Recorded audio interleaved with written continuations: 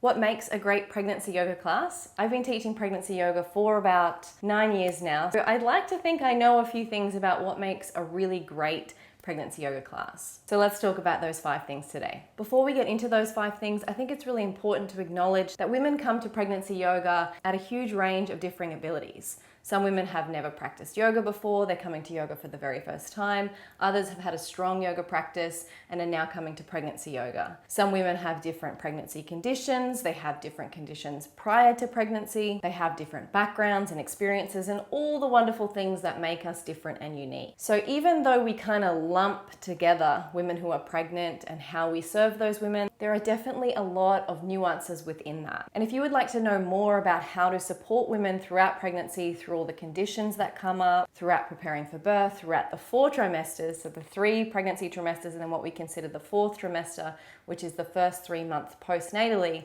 I do have a pregnancy yoga teacher training. I will leave the links below for that. It's entirely online, but we also have the space for real-time connection and a mentoring session with me. So go and check that one out if you'd like to know more, and let's get into these 5 tips. So these are not in any particular order, but the first thing that I want to talk about is that I want you to facilitate connection. One of the greatest things women tell me they get out of my yoga classes is they make friends with other women who are going through the same experience. They make friends with other mums who are about to have babies, who have babies at the same time. And then as they go into that newborn stage, they have community already. So do your best as a yoga teacher to foster that connection. I think we do this naturally in in-person classes, but if that's not something you tend to do naturally, maybe you need to give a little bit more emphasis to creating that community. Make space at the beginning of class for introductions. Introduce women you know who maybe have things in common, are a certain number of weeks the same, or live in a certain area, or have similar interests. Make space for circle at the end of your class where you can talk about something that's come up either for you personally or more generally around pregnancy. I like to use oracle cards at the start of the class. I get everyone to pick a card and we just have a little bit of conversation about how our week has been when we're meeting weekly. And this can just be a nice way to talk about, oh, it's been a really hard week for me this week. I've been feeling really uncomfortable. Or it's been a really great week for me. I've got lots of energy. Or I had this doctor's appointment and this came up. And then someone else will talk about, oh, I had a similar thing. And they're making really strong connections. So it can be tricky to do if you're really not confident facilitating those conversations. But I think it's something, if you want to be a great pregnancy yoga teacher, that you invest some time into getting good at sometimes making a little bit of awkward conversation so that people can feel comfortable and can connect to the other women in class. The second thing I think you need to do to be a great pregnancy yoga teacher is acknowledge the baby. I've been in pregnancy yoga classes where the baby wasn't even mentioned. Sure, it was spoken about like make space for your belly, but that's different to acknowledging that in this room with you, there are other beings who are present. Those souls are in that room with you as you're practicing, and I think it's such a powerful experience for the women in that class to connect with that baby before they even get to hold them in their arms. And you can facilitate this through meditation, through visualization, even just through general breathing practice where we breathe with our baby. You can get as creative as you like with how you facilitate that connection, but I just think it's really important. A lot of women come to our classes because they live very busy lives outside of the yoga studio. So when they come in and they're coming for pregnancy yoga, it is about, I am pregnant and I want some time to really connect with this baby, connect with this pregnancy, and enjoy this pregnancy experience. So let them do that by helping them to connect with Bub. The third thing I think you really need to do in your pregnancy yoga classes is teach them the tools for birth.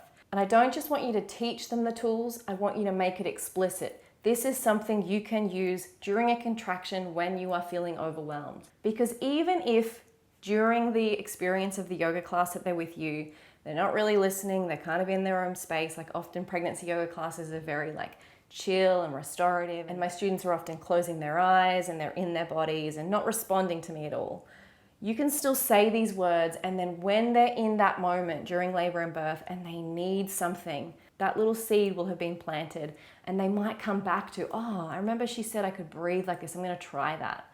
So I think it's really important to share all those tools, do all the breathing practices, the positions, and then when you're in them, also talk about, this is a great position for if labor is stalling, and if you're needing to create more space in the pelvis, moving into this position is a great idea. Or even use this breath tool when you're feeling overwhelmed. Your support partner can help you to count the breaths. The same with vocalizing. Teach vocalizing in your classes. Make it okay to make sounds when we sigh out, when we moan, moving with sound. All of these things are so important, and you can talk to them in your pregnancy yoga classes as a preparation for birth without it needing to be a whole yoga for birth course. Like, it can be these little seeds that you plant throughout your yoga class. They're still getting what they came to class for, the stretching, feeling good in their body, but they're also getting this beautiful birth preparation that's woven into your yoga class over time. And this can be really powerful, especially when you're working with the same group of women. Personally, I work over 5-week terms, but I often see the women for 5, 10, even 15 weeks, depending on when they first sign up. So the fourth thing I want you to do in your pregnancy yoga classes is help your students connect to their intuition. I know so many, especially first-time mums, who are really outward looking. And I know this because I was there myself. I trusted the doctors, the nurses. I really just put emphasis and trust in everybody else's opinion but my own. I asked for advice everywhere instead of listening to the wisdom of my own body. So if you can help women throughout your yoga class really connect with that heart space, that womb space, that inner voice, and know that they can trust that. It's going to be so powerful during birth, and also so powerful during motherhood. You know what it's like in those first early days with a newborn where you feel like nothing is working, and there's actually literally no one to ask because no one knows your baby like you will know them.